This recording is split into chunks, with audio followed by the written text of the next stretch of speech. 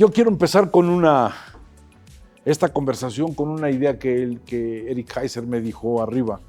Siempre uno tiene un lugar a donde regresar. Aquí empezó todo, ¿no? Sí. Ese es un regalo para mí, estar aquí. De verdad, gracias, Gabo. Gracias por recibirme y gracias a ustedes por estar aquí, por compartir este espacio con nosotros. Oiga, Eric, hace muchos años, veintitantos, 23, 24 años, usted tenía un sinnúmero de capacidades. Le gustaba cantar, le gustaba bailar. Sí. ¿En qué momento se sentó y dijo, soy actor?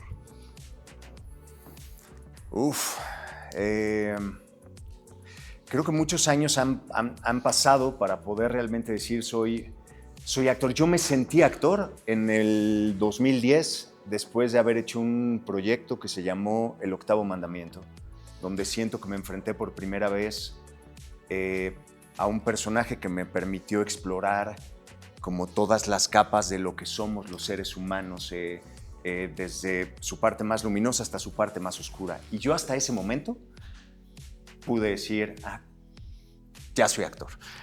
Habían pasado más de 6 años de que yo había egresado, que había terminado todo mi proceso de formación actoral y hasta ese momento me sentí actor.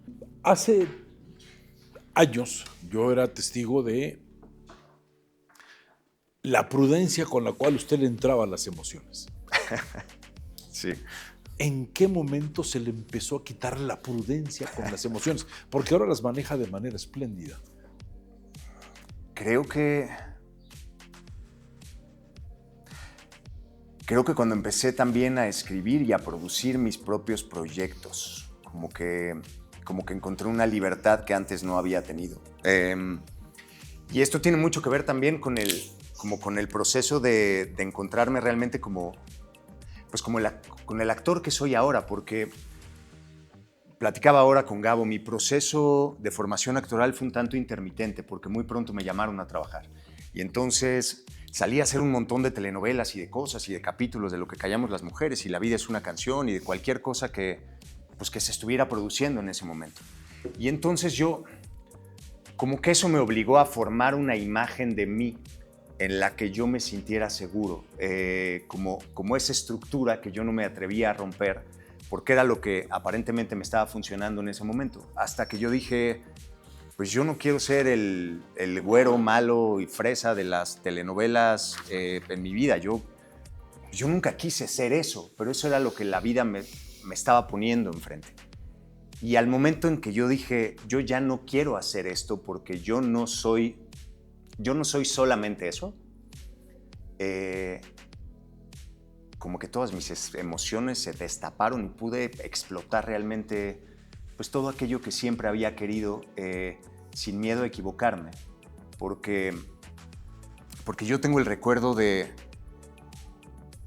haber querido ser como un hombre perfecto. No sé si a algunos de ustedes les pasa querer ser mujeres perfectas y hombres perfectos, y eso me mantenía en un lugar aparentemente seguro, pero en realidad para mí era como una burbuja de la que yo necesitaba salir, y me atreví a salir cuando empecé a hacer esos proyectos sin temor a equivocarme, porque me di cuenta que que las cosas no se tienen que hacer bien, sino que se tienen que hacer. Y en ese hacer, y al equivocarse, y al tropezarse, y al golpearse en la cara con la vida, pues es donde se encuentran las cosas más interesantes. Entonces creo que esto fue aproximadamente en el 2007, cuando formé una pequeña casa productora de teatro y después de cine, con otro compañero también actor. Y bueno, creo que haberlo hecho fue lo mejor que me pudo haber pasado en la vida, porque creo que eso me trae directamente a quien soy hoy en día y a la persona que tienen parada enfrente, bueno, sentada enfrente, que ya no tiene miedo a equivocarse, ni a decir, ni a hacer, sino todo lo contrario. Tengo muchas ganas de jugar. Y antes quería jugar como bajo las reglas y jugar bien, ¿no? Nace un hijo, tiene un hijo. ¿Qué sintió en ese momento? Uf.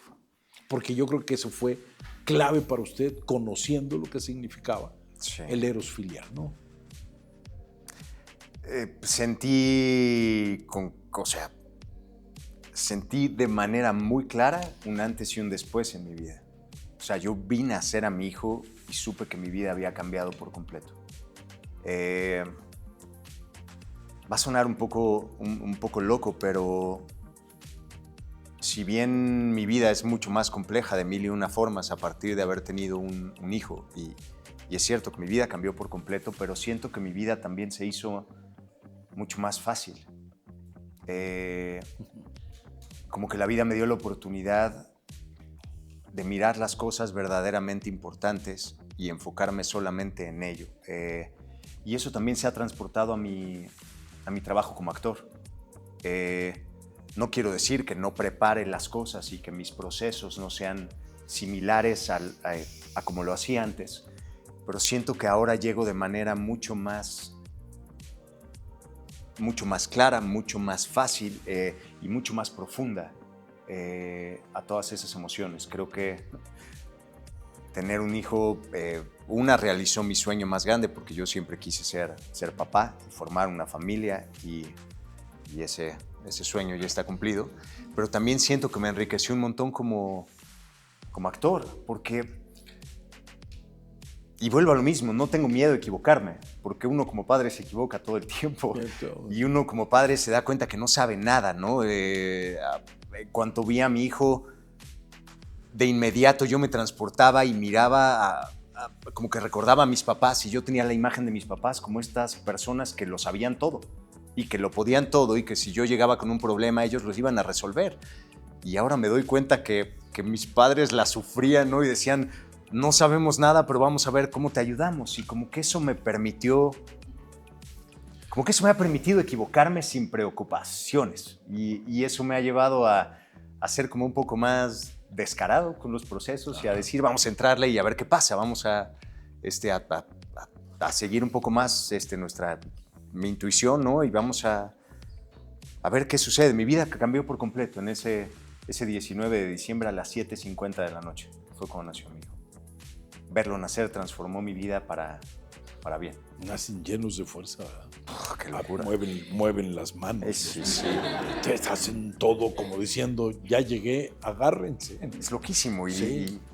Y es este proceso en el que uno dice, pues solo somos animales también. Y esta cosa, ¿no? de la intuición y de creer como... O sea, nadie te enseña a ser papá, pero uno nace sabiendo ser papá, ¿no? Uno carga al niño sin saberlo y sabes cómo, y te vas adaptando, y eso pasa en la vida, ¿no?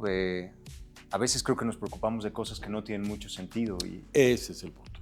Y solitos dejamos de encontrar o de ver, ¿no? Dónde está la salida, porque la llenamos de obstáculos que solitos nos vamos poniendo. Y creo que las cosas son mucho más simples.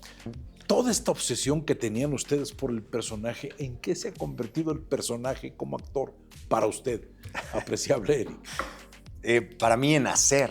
Porque ha hecho de todo, maestro. Sí, creo que... Ha hecho de todo, de sí. Contrastes, entre marido enojón, grosero, de todo. Sí, la última vez que lo vi, yo le vi en una escena donde dijo usted como 35 malas palabras en 2 minutos. Y yo dije, mira, ¿qué pensará Eric Kaiser del personaje? Sí. Es que creo que la palabra es en hacer, maestro. Para mí, yo estaba mucho en mi cabeza durante todo mi proceso de formación. Y con el tiempo empecé a encontrar todo eso que yo quería encontrar intelectualmente, lo empecé a encontrar en el cuerpo, y lo empecé a encontrar a la hora de hacer, y me di cuenta que las emociones, uno no puede salir a buscarlas, sino que están, y hay que solamente pues, concentrarse en sentir eso que ya está en nosotros, y eso que sucede de forma natural. Comencé a jugar mucho más y a buscar todos estos personajes que se alejaran por completo de lo que soy, porque es ahí donde he encontrado ese crecimiento, poniéndome retos y tratando de transformarme para, antes decía, para ofrecerle al espectador nuevas caras de mí, ¿no? Y no, se trata de uno, de esa curiosidad que yo tengo de ponerme en la piel de alguien que es completamente distinto a mí. Y es ahí donde he encontrado pues, lo que me da mayor satisfacción, siempre en buscar personajes que me inviten a transformarme, porque es ahí donde encuentro la posibilidad de crecimiento y las cosas que me emocionan. Si yo no me siento, si yo no siento que es un reto, la verdad es que me aburre. Prefiero buscar esos lugares en donde la vida me dé esa oportunidad de crecer, de indagar y de poder construir personajes que sean completamente ajenos a lo que yo soy.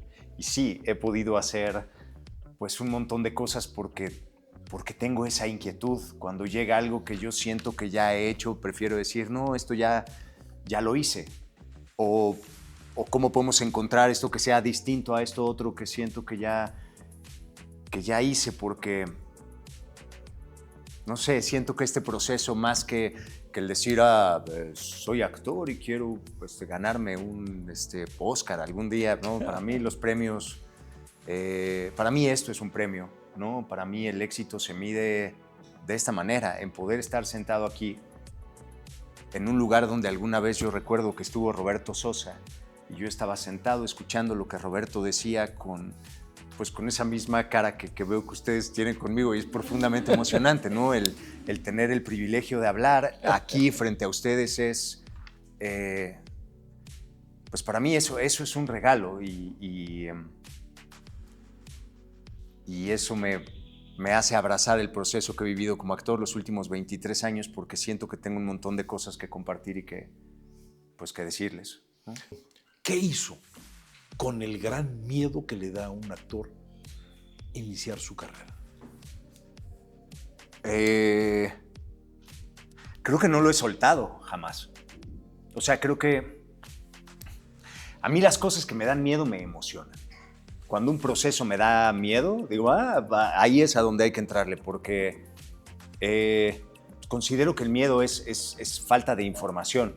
Y entonces, si yo siento miedo por algo, es porque no tengo la información suficiente y estoy sintiendo miedo. Entonces, quiero aprender y quiero indagar por qué estoy sintiendo eso. Y me gusta meterme a esos procesos que me den miedo. Y digo, no lo ha soltado porque a mí me ha ayudado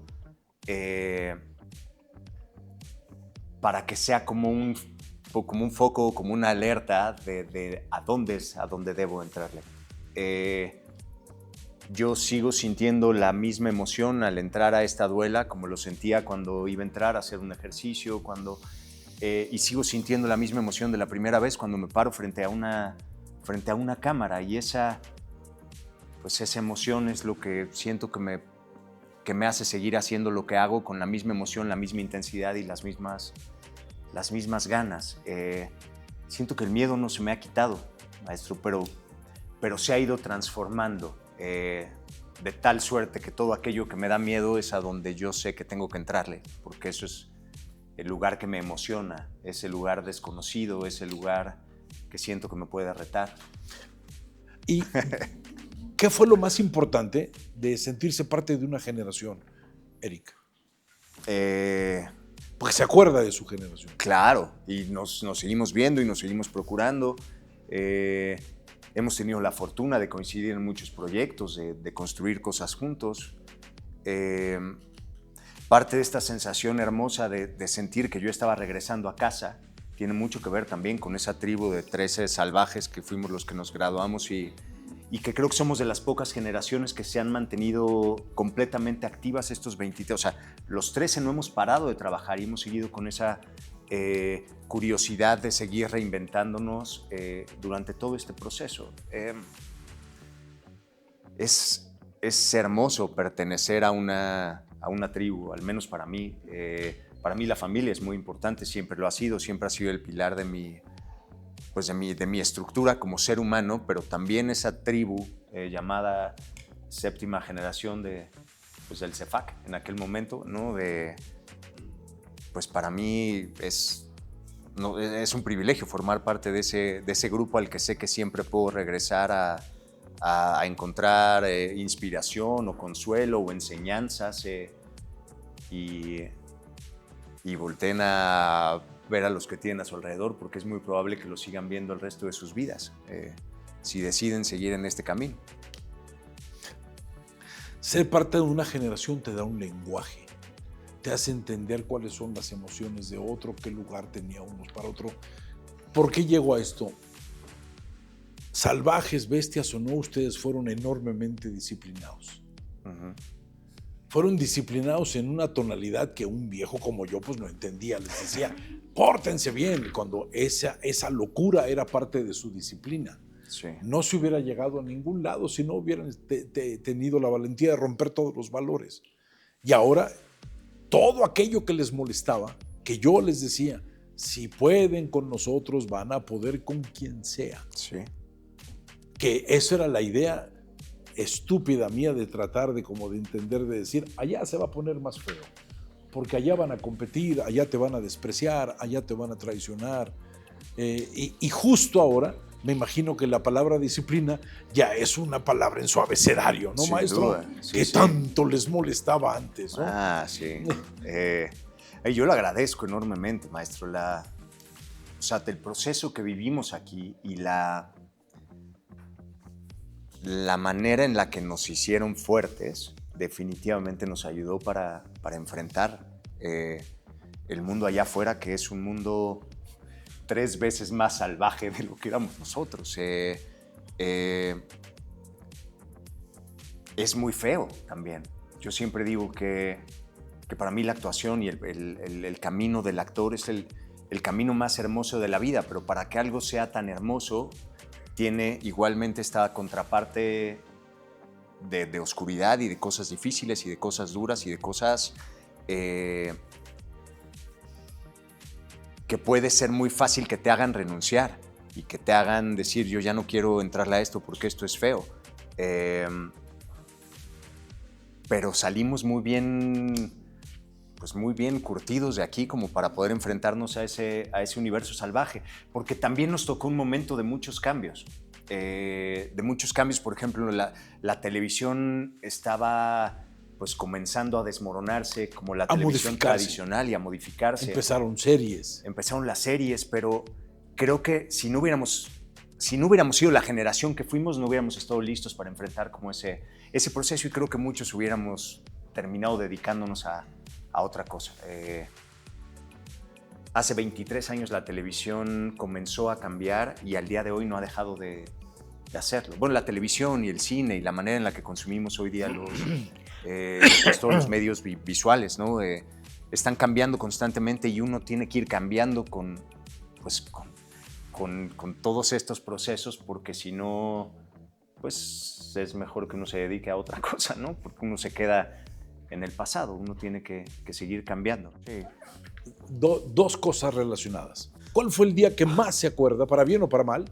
Y segundo, ahora ya teniendo 44 años, siendo una persona que está entrando en la plenitud, ¿qué les diría a un grupo de jóvenes que no saben cuál sería la principal debilidad con lo que tienen que luchar? Me acuerdo de un naive, ¿no? Que bueno, ese término es maldito acá. Sí. Así no sé si debería de decir esto, pero no se preocupen porque nunca salen bien. Nunca van a salir bien, están perfectamente diseñados para salir mal. Pero claro, yo en ese momento me preocupaba mucho por hacerlo bien y vuelvo a lo mismo. Esto, no solo la actuación, sino la vida no se trata de hacer las cosas bien o hacerlas mal, se trata simplemente de hacerlas y de lo mucho que uno puede salir enriquecido en el proceso. Y de manera muy particular, me acuerdo de un ejercicio de A&B donde yo me tiré de rodillas y grité como ¡No! Y fue todo menos natural, todo menos, estaba tan lejos de la verdad como estamos hoy en día del Sol o de planetas que ya no existen, ¿no? Y me acuerdo porque en la generación es muy recordado ese día que yo grité ¡No! De rodillas. Pero me acuerdo como de muchos instantes donde las cosas que nos enseñaba maestro, de las cosas que nos enseñaban nuestros diferentes maestras y maestros, comenzaban a caer, pero comenzaban a caer como de forma orgánica, como de, ay, ya entendí lo que decía, ¿no? O cuando por primera vez un estado de ánimo llegaba sin estarlo buscando, sino esas veces donde uno solamente entendía lo que es el estar. Y a partir de ese estar surgían cosas. Como que tengo muchos recuerdos puntuales en la clase de televisión, haciendo un ejercicio donde de repente sucedía y uno lo sentía en el cuerpo. Son infinitos. Llegué y me brincaba el corazón, como me brincaba como el corazón antes de entrar a la duela. Y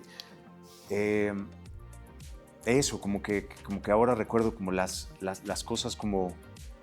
las cosas simples como las cosas más bonitas que me han pasado aquí, como la emoción, porque me hace saber que no me equivoqué al tomar la decisión de dedicarme a esto. Oiga, ¿y qué le dijeron cuando se tiró de rodillas y gritó, no? Ay, Yo no me acuerdo. Paró el ejercicio, maestro. Yo lo paré. Dijo, sí.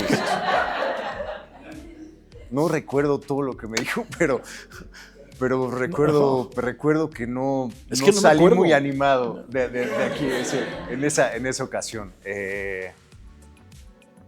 No me acuerdo qué me dijo, pero yo me acuerdo a mí, o sea, me acuerdo de la vergüenza que sentía como, ¡no! Y decir, esto no está siendo verdadero, ¿por qué grité? ¿En qué momento tomé esa decisión?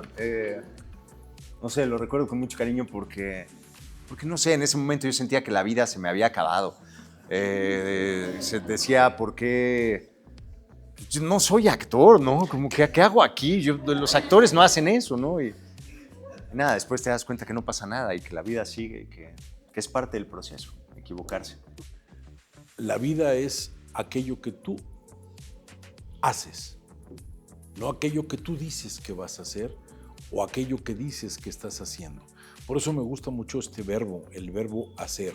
Uh-huh. Simplemente el verbo estar, el verbo atreverse y el verbo corregir, que yo creo que es lo más importante. Sí. Después de tantos años trabajando, ¿qué ha buscado corregir? Uno busca corregir cosas, de uno inclusive, y no puede. Sí, creo que es una constante. Yo creo que no dejamos nunca de estudiar como actores, me refiero, nunca dejamos de estudiar. El proceso debe continuar y continuar y continuar como la vida misma. Y también creo que a medida que pasan los años, pues uno va teniendo muchas más herramientas para ponerle a los personajes. ¿Qué cosas hay que corregir? Todas, todo el tiempo, de verdad. Esa va a ser una constante. Si no hay nada que corregir, pues uno ya le dejó de latir el corazón. Siempre hay algo que aprender. Sobre todo, yo recuerdo algo que dijo maestro, que el arte, el verdadero arte es esta búsqueda de la belleza, ¿no? Que los artistas siempre estamos buscando como la belleza, y me refiero como a la belleza como de manera muy, muy ambigua, como actrices y como actores estamos buscando, ¿cómo puedo llegar más profundo? Maestro, me regala otra toma, siento que puedo llegar siento que no estoy llegando. Entonces siempre vamos a querer una segunda, una tercera, una cuarta, porque creemos que podemos seguir en esta búsqueda. A eso me refiero con la búsqueda de la belleza. Siempre podemos como hacerlo mejor, hacerlo más complejo, más interesante, llegar a una mayor profundidad. Y eso siempre lo vamos a querer hacer, pero siento que no se trata de un resultado, porque siempre va a haber algo que mejorar, algo que corregir. Entonces, pues siento que no hay que buscar resultados, hay que buscar solamente pues subirnos a ese tren de las cosas que nos parezcan interesantes e importantes y estar en ese tren de aquello que uno quiere lograr. ¿Qué quiero decir con esto? Que pues yo siempre busqué tener la posibilidad de contar historias interesantes, historias que me permitieran sentir que lo que yo estaba comunicando como actor tenía que ver también con lo que yo quería decir en ese momento como persona. Entonces, siempre y cuando yo estuviera ahí, sabía que estaba en el lugar correcto y que de todos modos iba a tener un montón de cosas que corregir, y sigue sucediendo al día de hoy.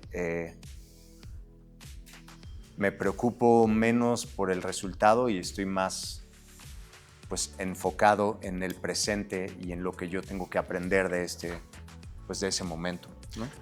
Algo bello en usted, siempre fue una persona muy educada. Gracias, Fred.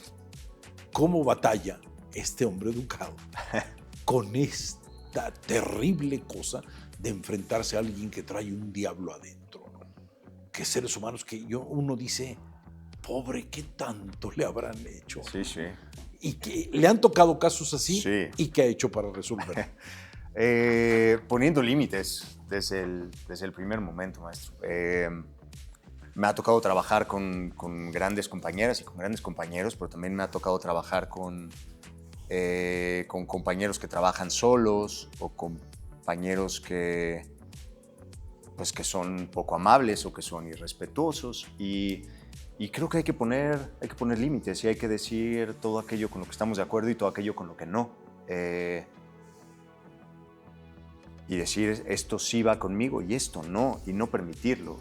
A mí me ha hecho mucho bien, que antes me costaba trabajo hacerlo, pero ahora al momento en que algo me molesta lo digo. Y los invito a que hagan lo mismo. Si algo no les gusta, si algo no lo quieren en su vida, quítenlo de inmediato. Es muy incómodo caminar con una piedra en el zapato. Eso hago. Si alguien, no sé, en un set está faltando al respeto, hay que decírselo. Y me parece que no hay que permitir nada que nos haga enojar, que nos haga sentir mal, que nos haga... O sea, sale la parte humana, pues, Sin en duda. el actor que dice, ahí hay esto que sí, detener. esto no. Sí, o sea, hay procesos también y claro que cada quien trabaja de forma distinta, cada quien aborda, no sé, los procesos de construcción de un personaje o cada quien necesita de algo específico para poder entrar a escena. Y a veces esas cosas no van a tener que ver con lo que uno necesita.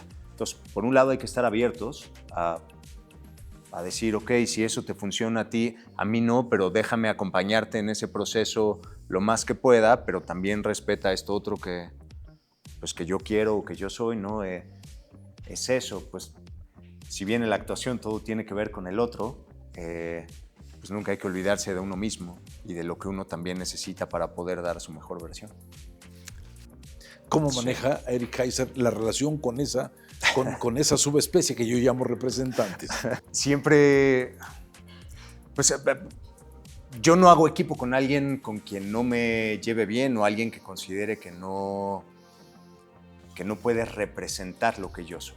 Entonces, en pues poco más de 23 años que llevo en esto, pues he tenido diferentes representantes, porque naturalmente yo he ido cambiando, me he ido transformando, he ido buscando nuevas cosas. Pues creo que vale la pena buscar a alguien que se acerque un poco a nuestra manera de pensar, a nuestra manera de hacer, y alguien que creamos que puede representar lo que somos, porque a final de cuentas eso hace un representante.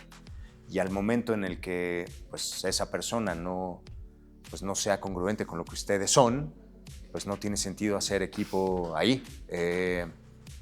Definitivamente los representantes son un mal necesario, ¿no? Como decía el maestro, en esta industria y hoy en día pesan más que nunca. ¿Y por qué digo pesan más que nunca? Porque muchos representantes arman los proyectos y llegan con el paquete completo de proyecto y se lo venden a una plataforma o a una televisora y llegan ya con el paquete. Entonces, creo que hoy en día pues, la figura de un representante pesa, pero hay que saber elegir y para mí la elección tiene que ver con la misma palabra representante. Tienen que elegir a alguien que los represente. ¿Una elección te puede marcar, para bien o para mal, un representante? ¿Es elegir mal? Yo creo que sí puede marcar, pero también es algo que es reversible. O sea, y vuelvo a lo mismo, a no tengan miedo de equivocarse. Si piensan que un representante el día de hoy los representa, pues adelante, pero si mañana no está sucediendo, digan que no y busquen a alguien más.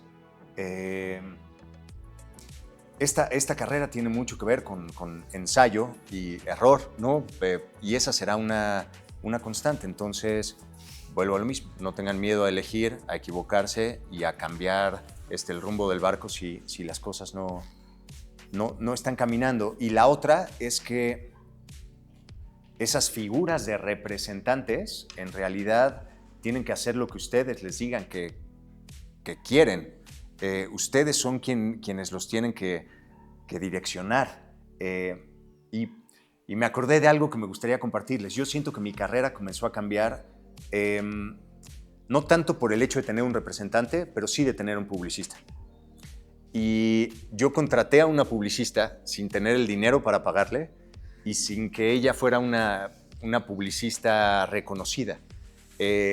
Porque yo me di cuenta que todo lo que estaban haciendo los publicistas eran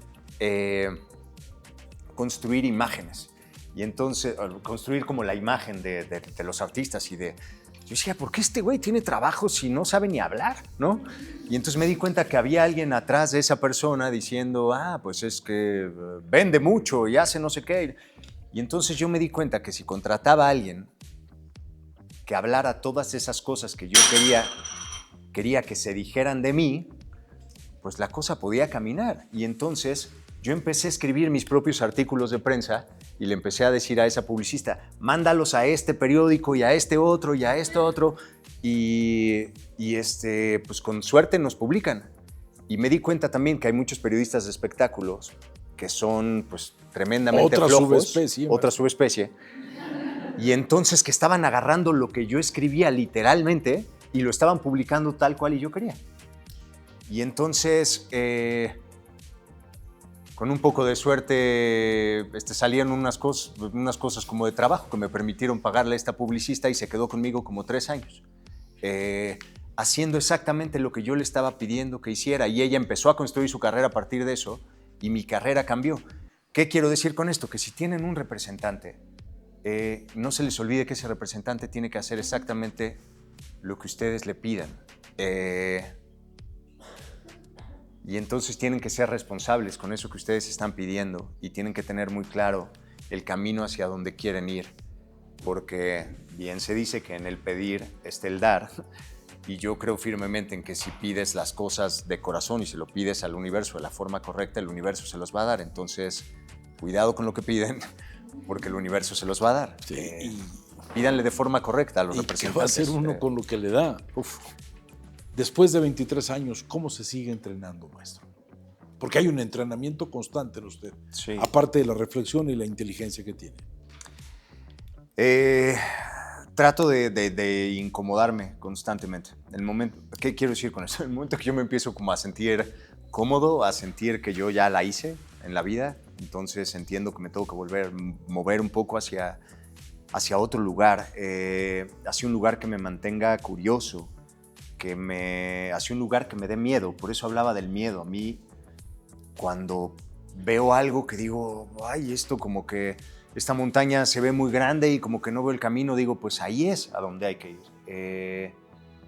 Me mantengo retándome y esos retos me van llevando a prepararme, como, bueno, no sé cómo escalar, pues me tengo que poner a tomar clases de alpinismo para poder escalar, y entonces, pues eso me ha permitido mantenerme en evolución, como esa curiosidad y ese mantenerme incómodo creo que me permiten pues seguir explorando todo lo que puedo ser,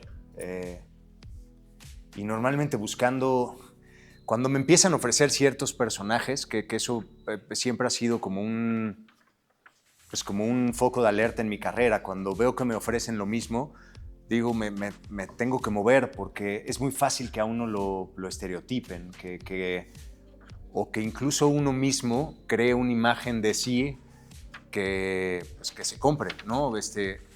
Para mí, siendo como rubio, de ojos azules, en un lugar como México, es muy fácil que los productores piensen en, el güero fresa, el niño millonario, el no sé qué, y pues yo me he tenido que mover hacia otros lugares para que puedan ver que puedo hacer otras cosas. Entonces, hay que buscar cursos constantemente, que nos desoxiden el cuerpo, que nos permitan conectar nuevamente con nuestra expresión corporal.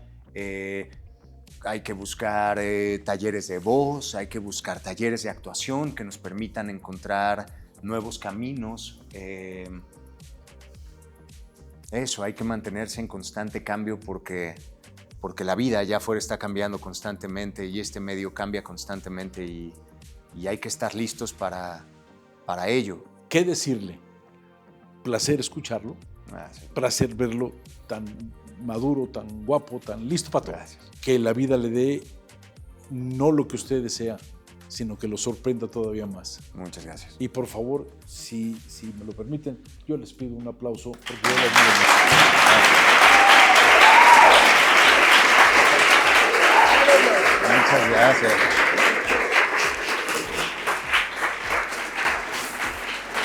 ¡Wow! ¡Ah, qué emoción! Gracias. Muchas gracias, maestro.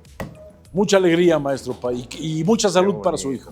Muchas gracias. Gracias. Un placer. Gracias por su tiempo. Muchas gracias.